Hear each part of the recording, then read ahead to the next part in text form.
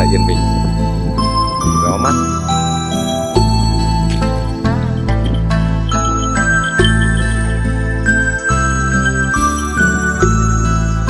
Nên cũng nhiều lần quay về cái cổng trước của chùa Quang Ân các bạn.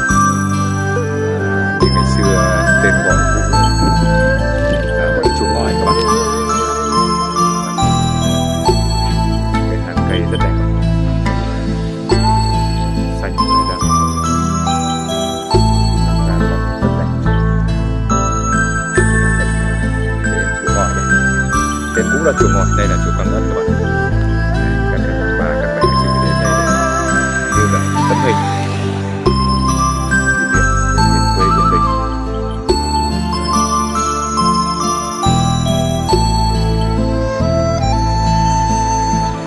Quay một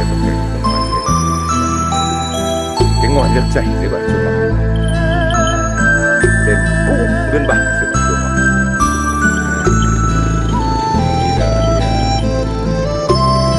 Đây hiện tại là chùa Quang Ân, xã Thanh Thiện, đang trong giai đoạn Thanh Trì chuyển sang thành các xã du lịch dịch vụ. Thanh Trì cũng là Thanh Thiện là một trong 8 xã của Thanh Trì chuyển sang dịch vụ du lịch. Rồi chuyển đổi đấy, thủ đô đã trời các bạn.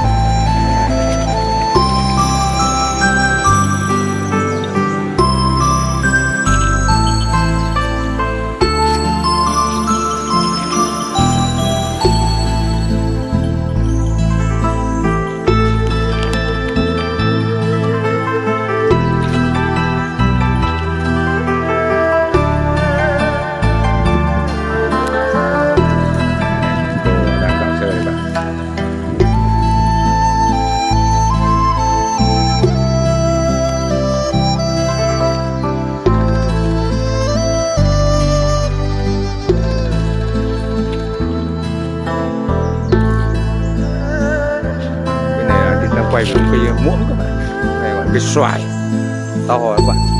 Đấy. Đúng cảnh làng quê bình yên, bạn thấy đúng cảnh làng quê yên bình ạ.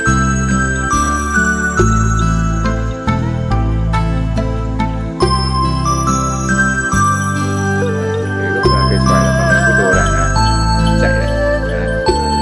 Đồ đi chơi đấy các bạn.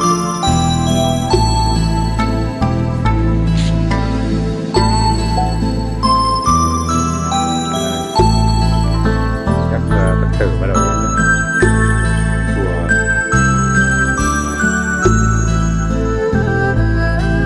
Lúc này thì gốc cây xanh và gốc cây bồ đề, chúng gốc rất to các bạn.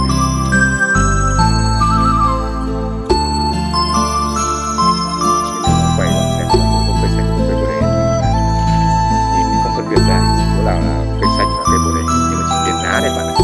Nếu bạn nhìn thấy lá cây bồ đề này và lá cây xanh là hai cái khác nhau.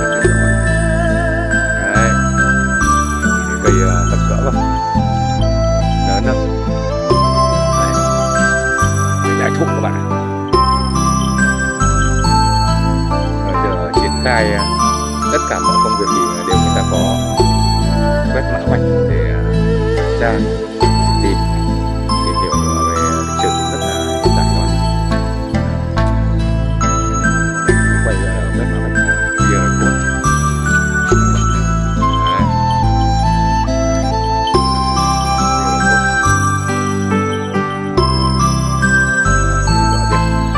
Quét vào đây là sẽ ra hết một cái đồ.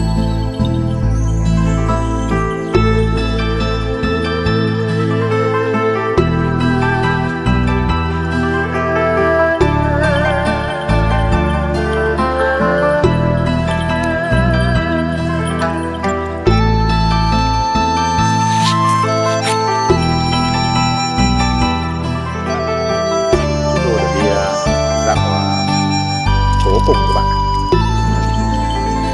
nhìn là cây rất là đẹp ấn tượng, cây xanh nhá. Đây, cây đâm chồi lệ lộc.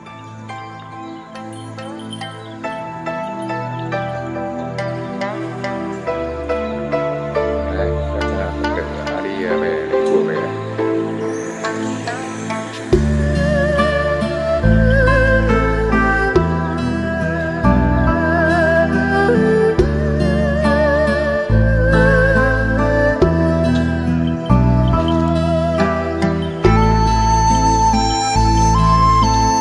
đổ đổ đi nào đi nhanh.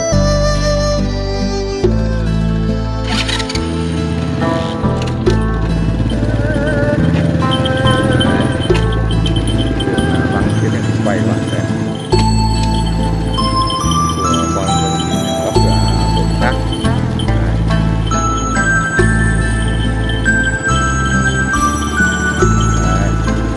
Cái điểm này là cái điểm mà rất đẹp, yên bình. Chị em hay đến đây để check in, ghi lại những tấm hình đẹp. Bà thằng mẹ nó chị mà nhìn thấy trước mặt không? Bà của mẹ nó chị đang đi đấy, đang đi để ghi lại những tấm hình đi về quê hương đấy các bạn. Đấy, nhưng quay các bà các mẹ chị đang ghi lại tấm hình đẹp đi về quê hương. Đấy. Đang có mặt tại công viên Linh Đàm các bạn. Công viên dành cho đô thị Linh Đàm còn giữ được cảnh quan môi trường rất là đẹp các bạn. Trước mặt cạnh công viên là chùa Linh Đàm các bạn. Đây, chúng ta sẽ quay tổng thể các bạn xem. Đấy. Bên nữa các bạn nhìn tổng thể về chùa Linh Đàm. Đấy. Mặt ra công viên.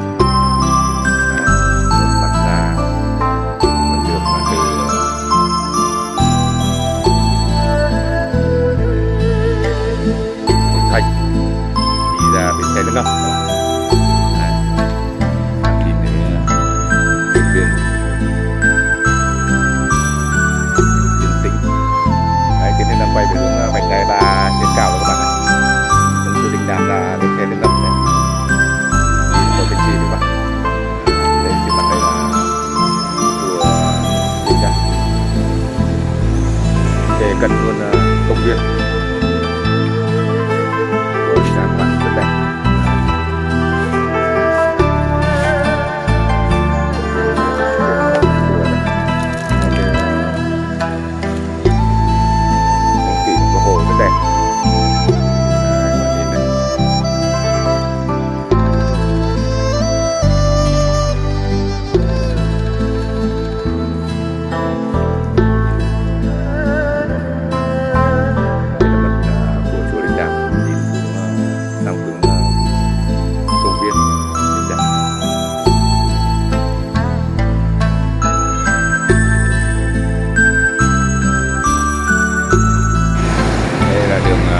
Chùa Linh Đường các bạn, được chùa Hoàng Điện,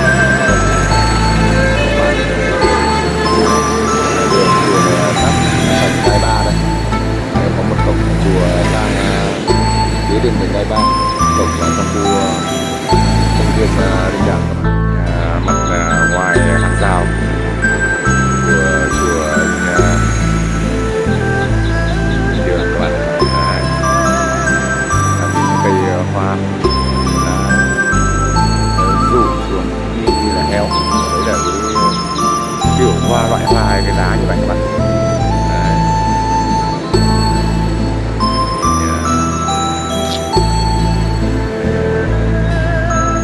Công viên hàng rào hàng Linh Đàm các bạn.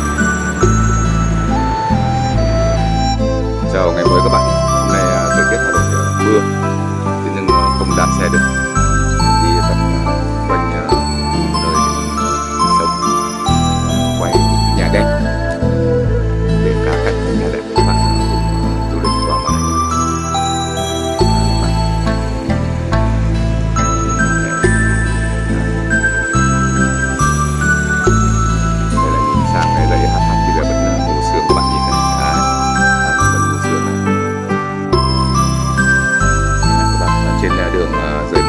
Vắng vẻ.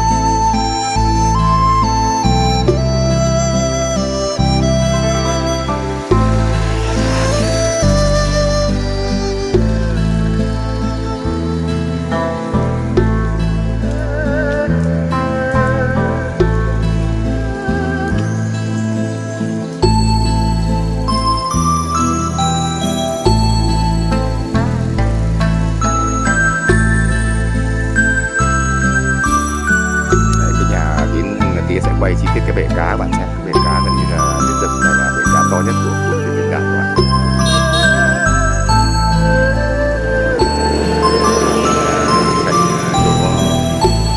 Rồng hồng rất đẹp về người chăm sóc chuyên nghiệp các bạn ạ. Rồng hồng và cá thì có người chăm sóc chuyên nghiệp. Đấy, bạn nhìn vào này.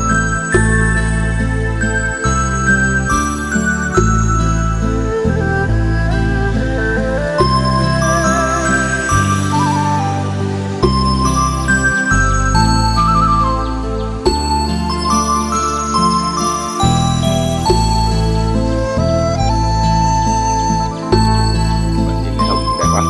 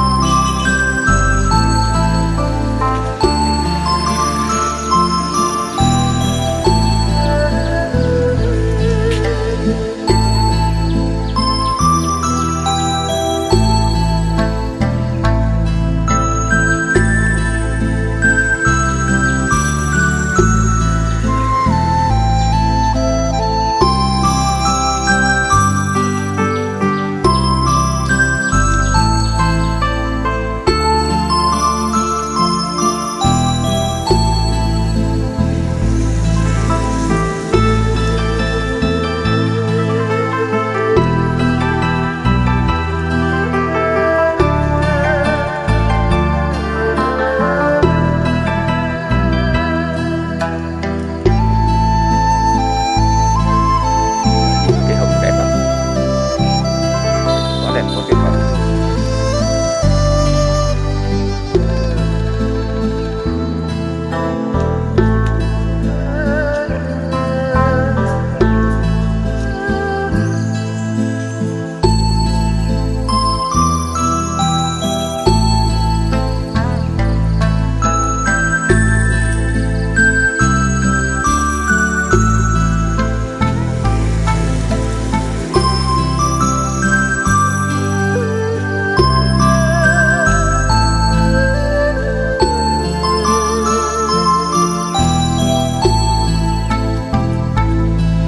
Hồng đẹp quá em nhỉ, quá tuyệt vời đấy.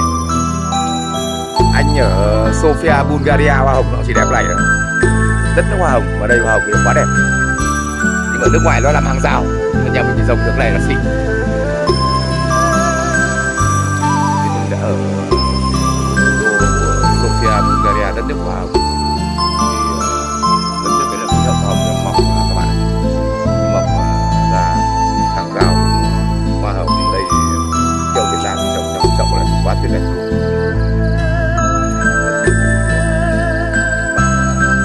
Công tác học tập tại Bulgaria thì biết Bulgaria là đất nước của hoa hồng. Đây hoa hồng bạch đây các bạn. Hoa hồng bạch có ấn tượng là chữa được ho cho các cháu khi lấy hoa hồng bạch này cùng với mật ong hoặc là đường mổ đường phèn các bạn. Thì ngâm hấp trưng chính là chúng ta cho mật ong và hoa hồng vào cái bát, xong rồi cho vào nồi cơm hấp này, trứng thì sẽ cho cái ho.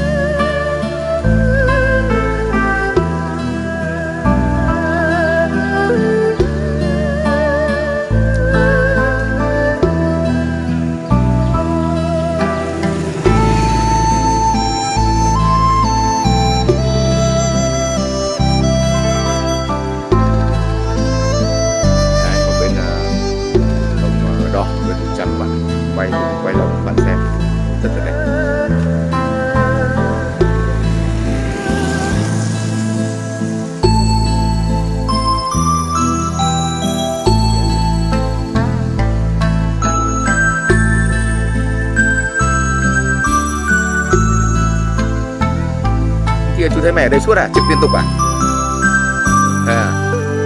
Cháu vẫn như chú thấy em liên tục hả?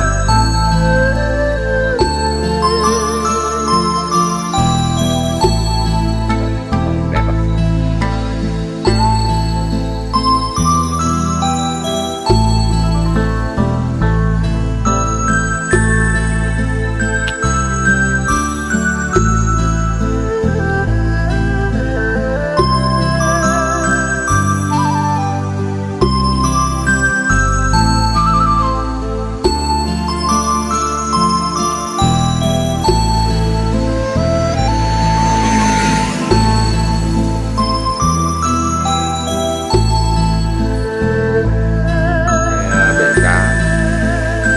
Trước mặt cái biệt thự ở khu Linh Đàm các bạn ạ.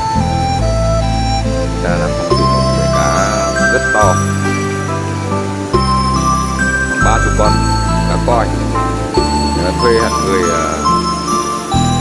chăm sóc chuyên nghiệp các bạn ạ.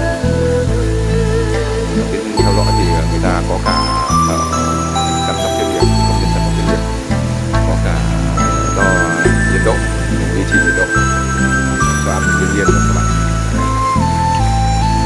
Phòng gốc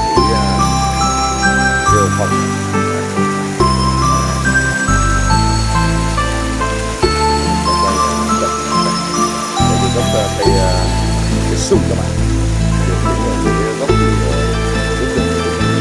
mét tư mét rộng.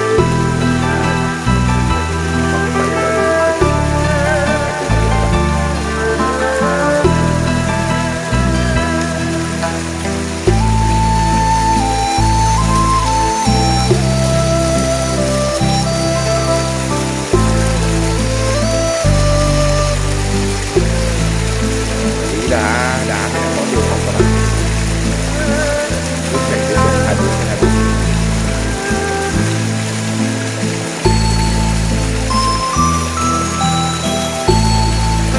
Quay là góc sang các bạn.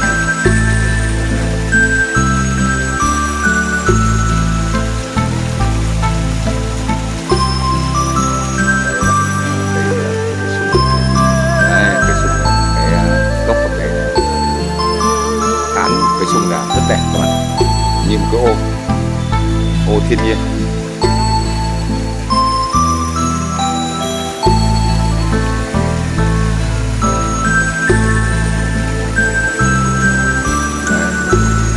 Bên cạnh phòng khách, cửa phòng khách mở ra. Đây, mình quay cây sung đại thụ như một cái ô thiên nhiên. Đường kính phía trên của cây sung thân tầm 40 cm.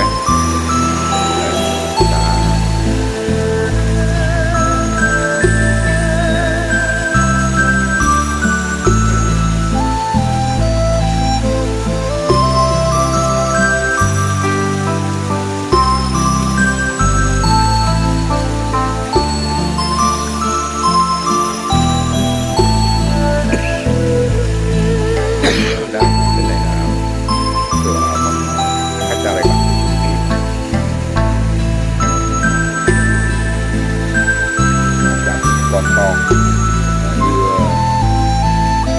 ước xuống thì có thể dài khoảng 60 phân.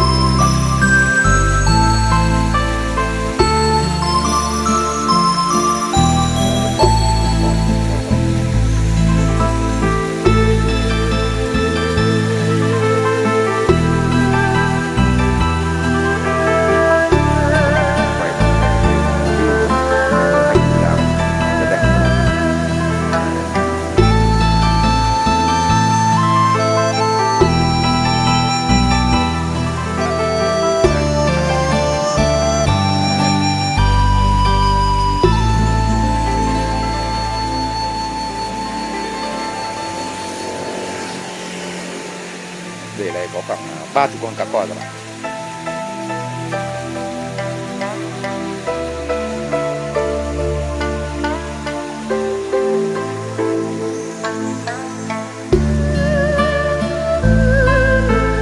Một trong những bể cá cảnh lớn của khu Linh Đàm và Quy Nhơn rất nhiều cá cảnh.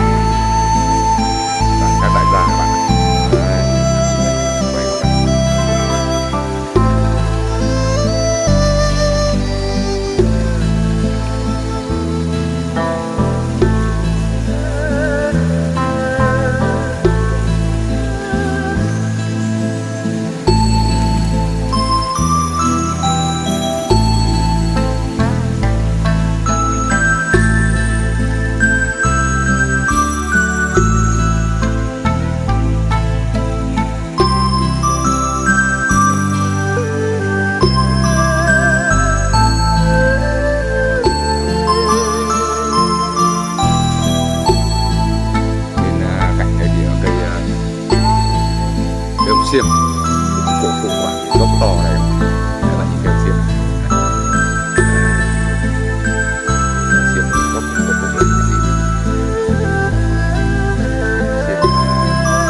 cái xiêm với khoảng 40 phân thì các bạn biết là cũng là giống lâu lắm. Cái này thì có khi vào năm tận Huế thì có những kẹo xiêm lâu lắm như vậy mà.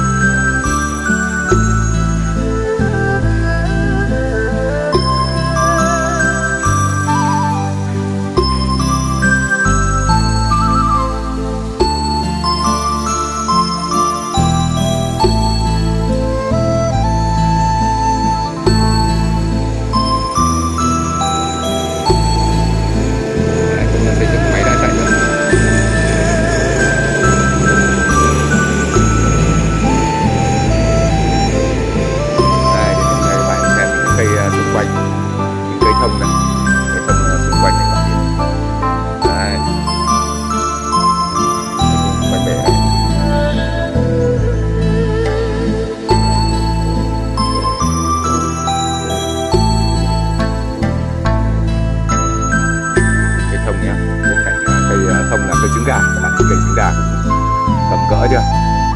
Gốc cây trứng gà này, đường kính gốc chỗ này khoảng 1,2 m. Đây là cây trứng gà này, trong lá. Thì quay chi tiết cái gốc cây trứng gà mà tiếp theo bên cạnh là cây ổi, đồ thế dáng rất là ổn định bạn đấy, bạn nhìn cái đồ đó.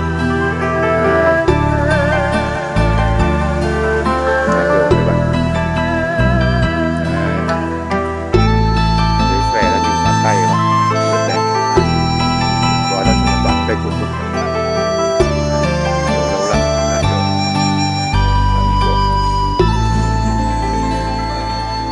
Bên cạnh đều là cây trứng gà, ngoài Bắc gọi trứng gà, trong miền Nam gọi là lê kim ma.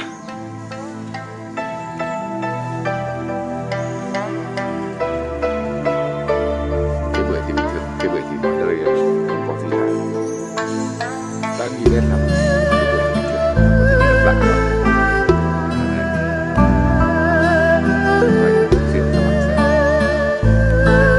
có thể đi đập lại rồi. Thiên nhiên.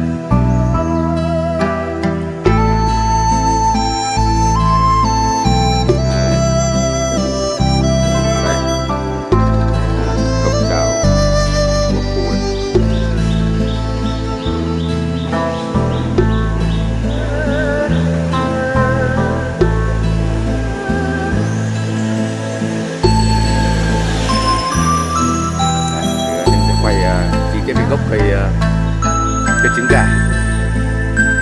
giống gà, ở miền Nam gọi là lê kim ma. Đấy.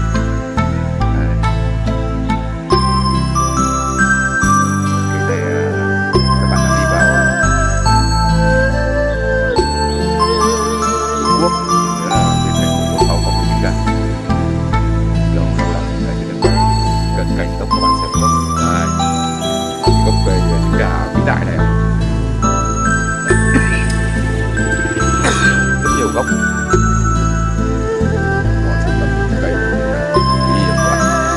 Đây là cây gốc cây vĩ đại của độ mật.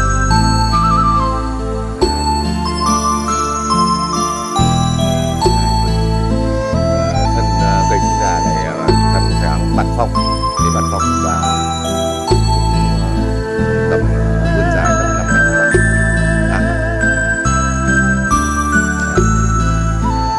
Vậy có một cây trứng gà này các bạn nhìn. Ok, cây trứng gà. Bạn nhìn kìa. Đang bạt phong để trên hè. Vậy cây trứng gà. Các bạn nhìn cây trứng gà.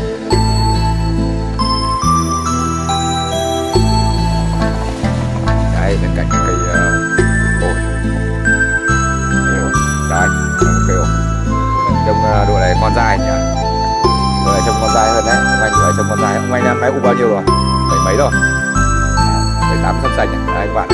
Thì ông anh băn tôi 7-8 sân xanh mà trông vẫn con dai không? Đấy.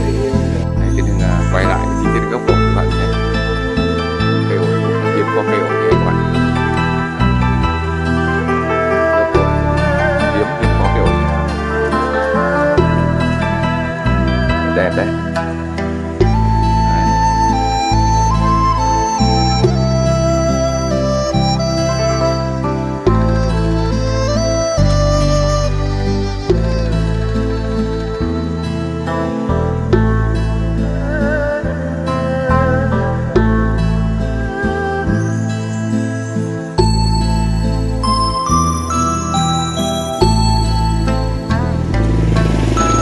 Đấy bạn thấy không? Tấm gương bạn nhìn thấy tiếng người mưa vẫn đi quay các bạn du lịch qua màn ảnh nhỏ, du lịch qua mình thiên nhiên. Trời mưa có cái hay của nó các bạn. Trên mưa thì gần như cái mặt dưới này nó như tấm gương phản chiếu lên, độ led nó sẽ cao hơn các bạn.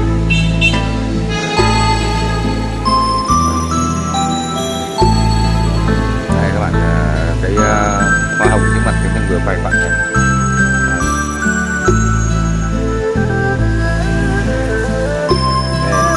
Cái xấu bạn, cái xấu là người ta rất là rồng trên đường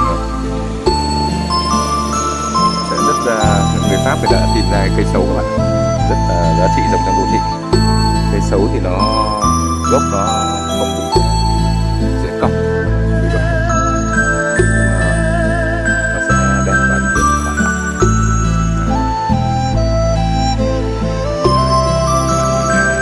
Cái biệt thự của Linh Đàm.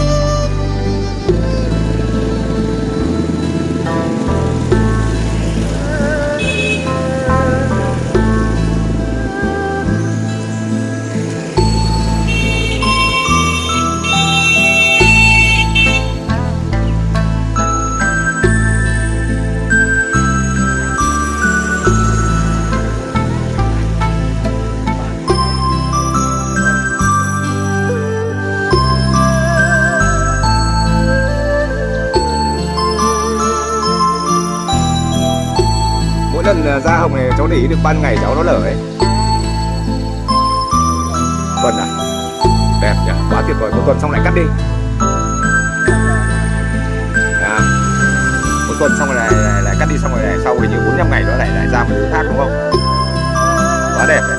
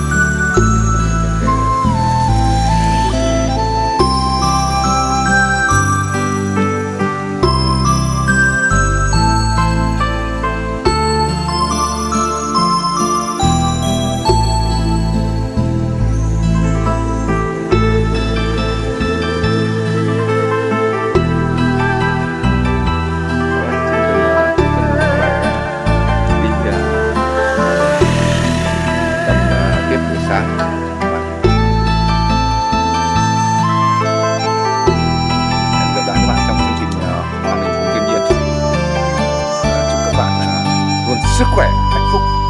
Hẹn gặp lại.